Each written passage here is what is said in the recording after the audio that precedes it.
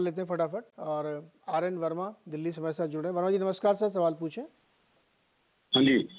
हाँ, मेरे पास BSE के 5 शेयर हैं। हमने 3,000 के हिसाब से लिए हुए हैं। क्या किया जाए? बताइए सरवेन जी। नहीं, देखिए, वही मैं बोलता हूँ, गुड स्टॉक बैड टाइमिंग, बस उतना ही है इसमें। देखिए, बाजार चलते रहेंगे और लॉन्ग रन में सेटअप्स इंडिया के अच्छे ही हैं, तो आपको आगे चल के टारगेट्स और पैसे बन सकते हैं। बट यहाँ इस ट्रेड की टाइमिंग थोड़ी मेरे हिसाब से ऑफ है। अच्छी बात यह है कि क्वांटिटी इनके पास कम है, तो देखिए अब यहाँ पे एक तरफ कुआं एक तरफ खाई। लगता तो मुझे यह है कि कहीं ये 1850 1900 तक की तरफ फिसल जाएगा। बट अब क्या है कि ऊपर में स्टॉप लॉस भी इनको क्या दूं, वही 2700 2800 के आसपास अच्छे लेवल रहे हैं स्टॉप लॉस के। तो I think risk reward range के एकदम बीचों बीच है, 1800 से 2800, जस्ट टू बी सिंपल। ये रेंज आप इसकी पकड़ के चलिए, उसके बीचों बीच चल रहा है। 1800 के आसपास किसी कारण से अगर आता है, 1800 1900 के आसपास, तो एक बार जरूर राय लें और कहीं ना कहीं इसमें शायद शायद उस समय एवरेज करने का मौका बने। बट फिलहाल मैं इनके ऊपर छोड़ता हूं क्योंकि रिस्क रिवॉर्ड नहीं है, बने रहे। मेरे हिसाब से बीचों बीच है, मेरे पास कोई बहुत ज्यादा स्ट्रॉन्ग ओपिनियन नहीं है। दूसरा सवाल है जी कि मैंने फोर्स मोटर्स के 5 शेयर लिए 9,000 के हिसाब से, उसका क्या करें? फोर्स मोटर्स हाँ जी, कितने में लिए हैं? 9,000 के हिसाब से। 9,000 पर 5 शेयर लिए फोर्स मोटर्स के। हाँ जी। सरवेन जी क्या लग रहा है? अब देखिए सर, साल भर में जो चीज 1000 वाली 10,000 हो गई मोटा मोटी। 10x के बाद ये 9x के बाद ये आए हैं।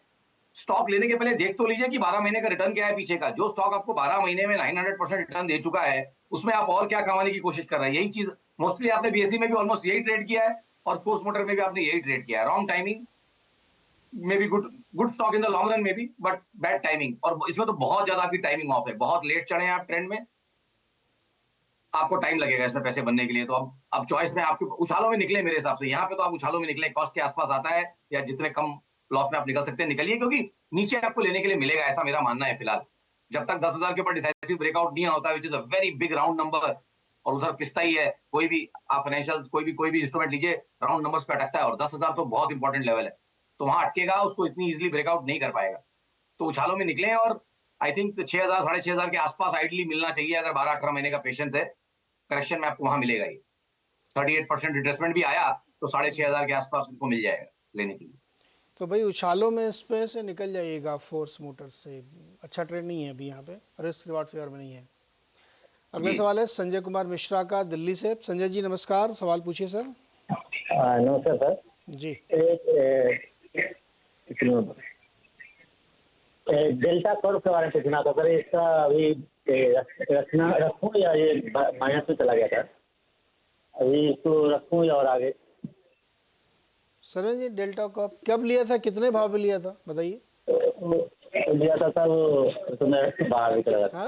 इसका 2 महीना पहले लिया था। किस प्राइस पे? अभी तो एक बताता हूँ। अरे दादा सवाल पूछा करो तैयारी के साथ ना। फिर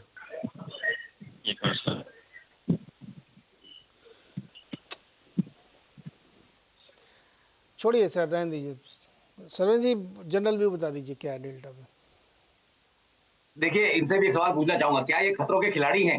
क्योंकि ये स्टॉक वही है। पता ही नहीं है भैया, वो ढूंढने गए हैं कि हमने कब खरीदा था, कि खरीदा था भी कि नहीं खरीदा था, ऐसे पूछ लिया।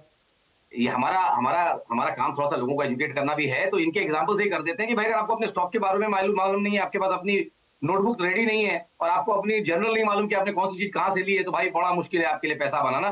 प्लस ये खतरों के खिलाड़ी टाइप का स्टॉक है, हाईएस्ट रिस्क कैटेगरी, मतलब हाईएस्ट बीटा रहता है इन सब चीजों में। तो ये सबके रिस्क प्रोफाइल का नहीं है, बट इन्होंने ले लिया तो मुझे मानना पड़ेगा कि उसी रिस्क प्रोफाइल के हैं। तो वैसे तो उनके लिए सिल्वर लाइनिंग यही है कि फिलहाल 100 रुपए के नीचे नहीं जाता। लास्ट 2.5-3 महीनों में अगर आप देखें तो 100 रुपए के लेवल्स को होल्ड कर रहा है। ऊपर से पिटाई अच्छी हो चुकी है, 350 वाला अगर आपको 100 रुपए तक जाके आया है, तो आई थिंक फिलहाल ट्रेड में बने रहे खाली 1 से 3 महीने। और मुझे लगता है कि उस केस में 160 165 के स्तर यहाँ ऊपर में आ सकते हैं बनिस्पत अब यहाँ से 120 के नीचे नहीं जाए। तो अगेन है ऑलमोस्ट न्यूट्रल जोन में ही, बट लग रहा है कि क्योंकि इतना पिस चुका है, इनको 20-25-30 रुपए और शायद यहाँ ऊपर में देके चला जाएगा। अभी बहुत खराब नतीजे भी दिए इन्होंने पहले क्वार्टर के, तो इसलिए बेटर है कि थोड़ा सा दूरी रहे इससे। चलिए अगला सवाल।